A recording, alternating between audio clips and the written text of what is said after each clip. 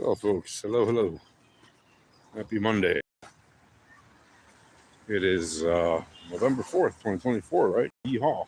New week on Bitcoin. Started, about 7 hours ago or 6 hours ago or so.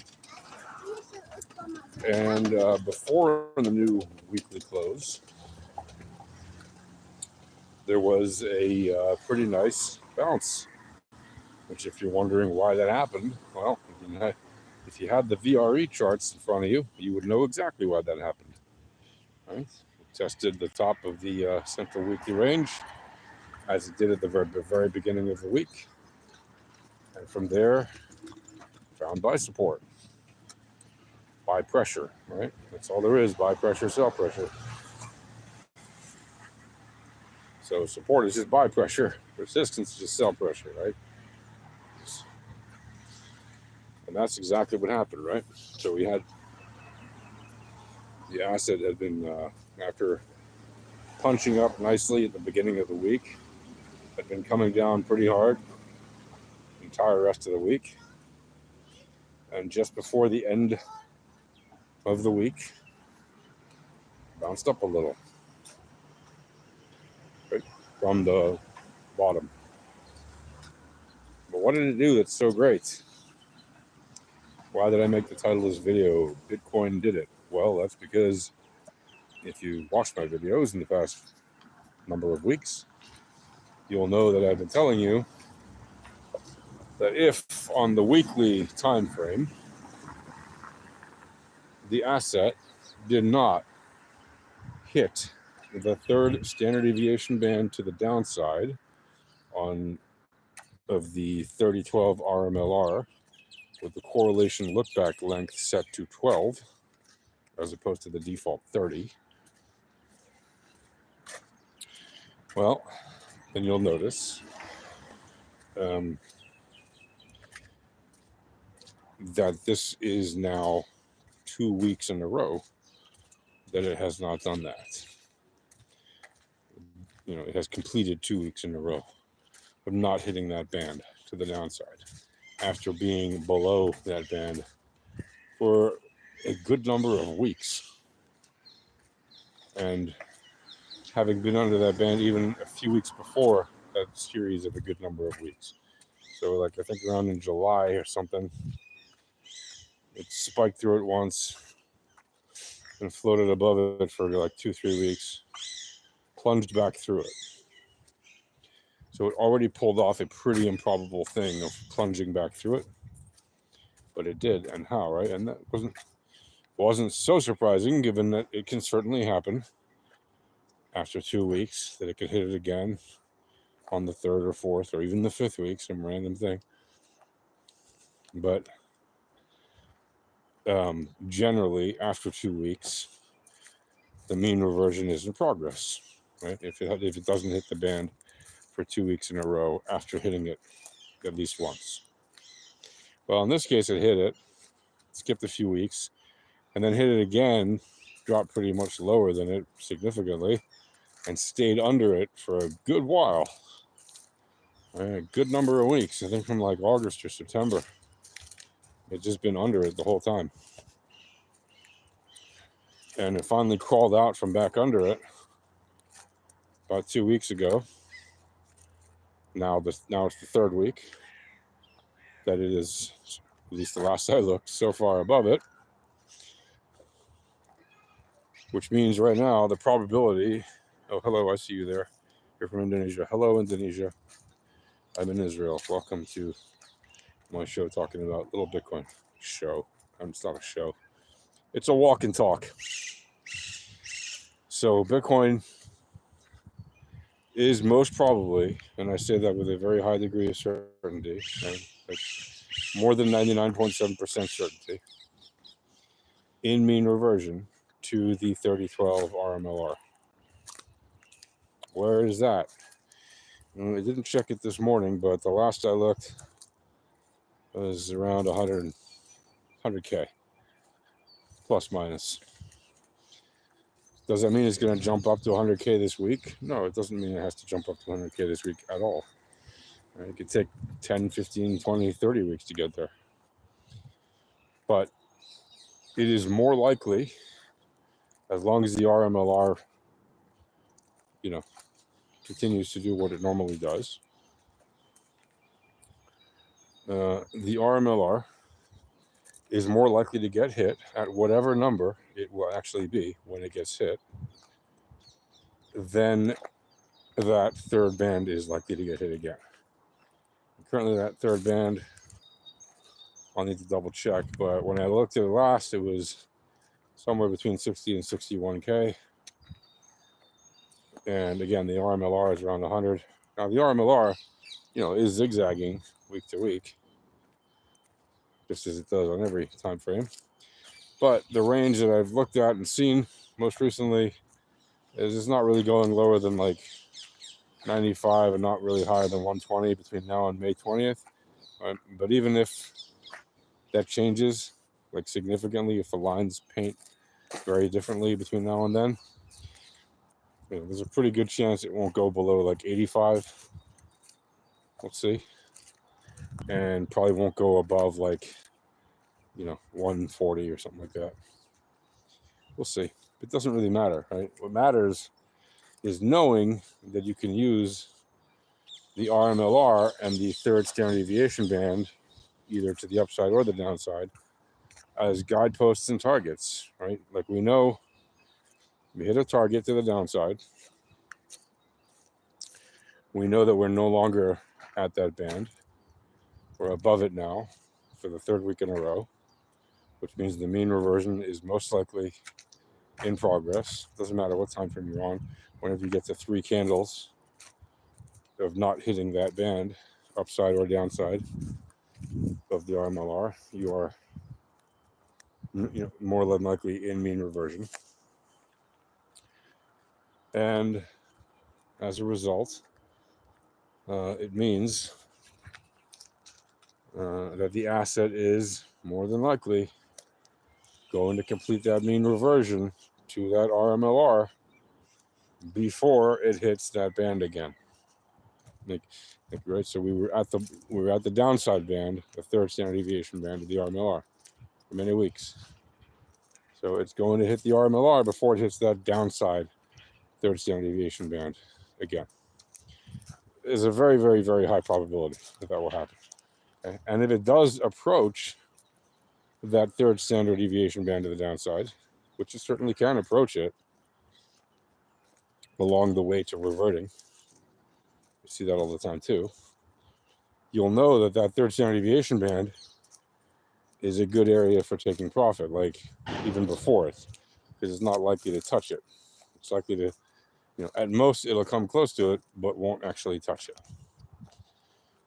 So that's a good take profit line on anybody shorting during those, but again, we're talking about the high time frame. A weekly time frame in trading is extremely high, when we're trading in the minutes. But why do I mention this at all? I mention this because a lot of people are looking to long time frames or high time frames, and they're listening to all these sort of so-called analysts, right, and chartists and technical analysts and all this other stuff, which we at Alpha Trading consider to be absolute crap. Because they're using lagging information. Not because they're necessarily bad people. Even if we think that what they're doing is not exactly the most ethical practice you can do by shilling exchange affiliate links onto newbies to tell them to go and deposit money in their favorite YouTuber's affiliate page of an exchange, and then that affiliate gets paid every time that new trader runs a trade, whether they win or lose, and of course they pretty much all lose, and the affiliates know this, so that's why they push their links so hard, because they know they've got about 90 days of letting that trader flounder until they're broke, until they get wrecked. And I find that kind of not the most ethical thing to do. I mean, people do what they want with their own money. It's, everyone's a grown up. I get it. But when you give people poor information, you don't actually give them a leg up on how to trade properly and beat the markets. It's kind of problematic, in my view. But anyway, not to focus on that, but other than just to say so these guys, they give a lot of high time frame information that's totally irrelevant. They tell you stuff that happened in the news. Some whale said this, some other actor, did this, some big wallet did that, some crypto company did this other thing, and all of it it's just noise. None of it has anything to do with trading. None of it has anything to do with how to win an actual trade in low time frames. Nor does any of it give you an accurate picture of the big picture, and explain to you why things are happening the way they're happening. Okay, like so for example, if over the next couple of months you see the asset approaching the RMLR and eventually mean revert to it before hitting that third standard deviation band, people will say, "Oh, it was excitement around November and December, or it was whatever nonsense they'll tell you." No, it was simply the maths saying the asset is in mean reversion, right? And people are trading it accordingly. You can see the buy pressure and the sell pressure over that period of time. Right? Even if it continues to fall, which it doesn't look like it's set to do now, but it could.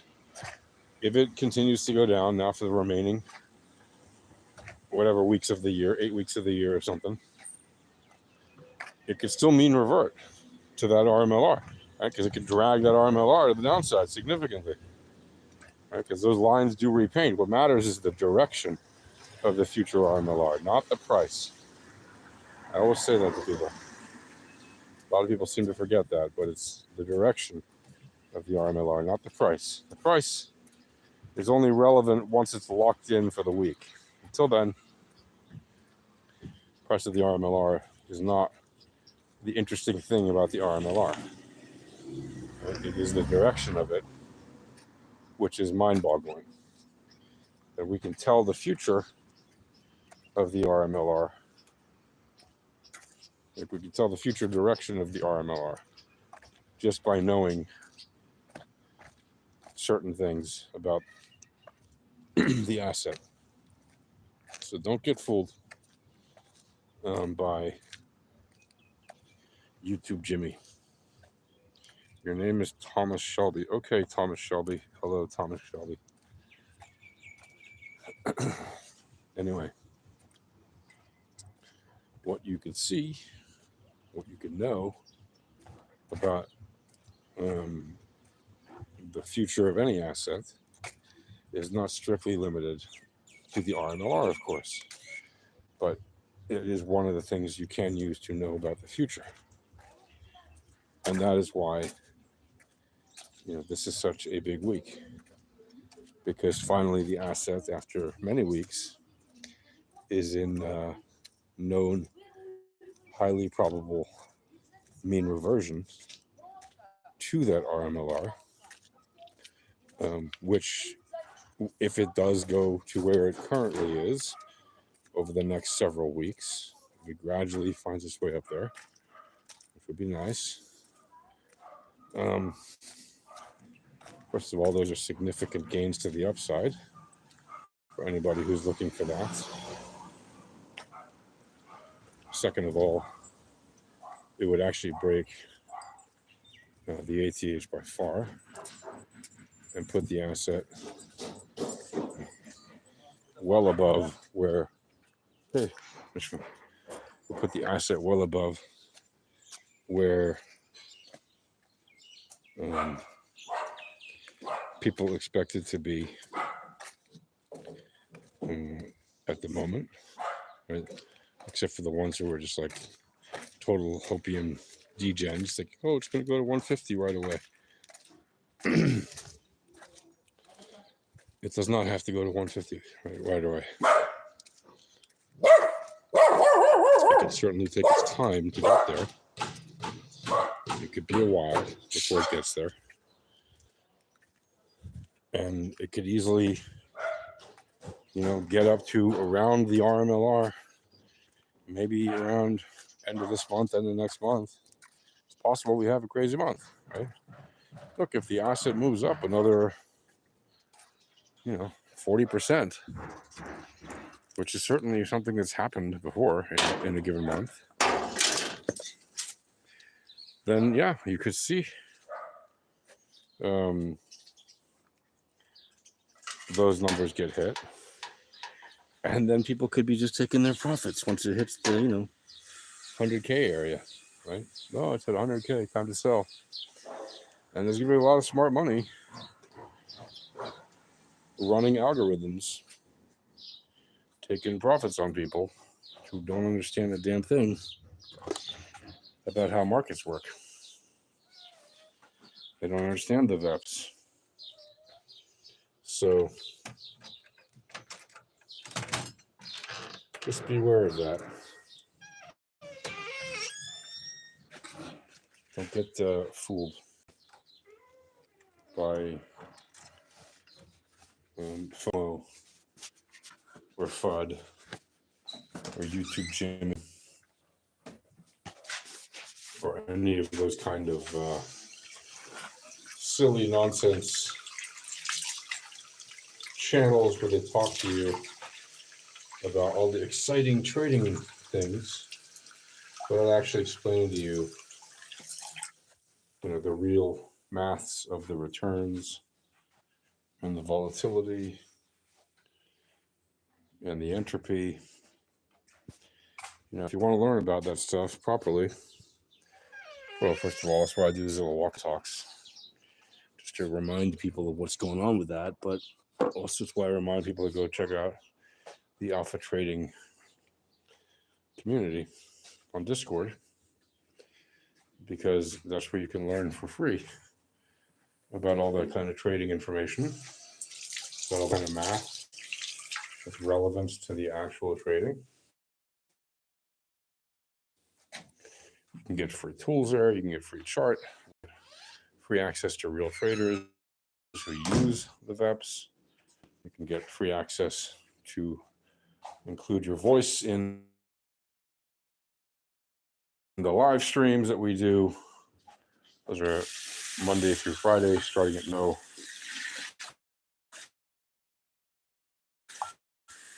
Check those out. And you can learn a lot for free. It's all for free.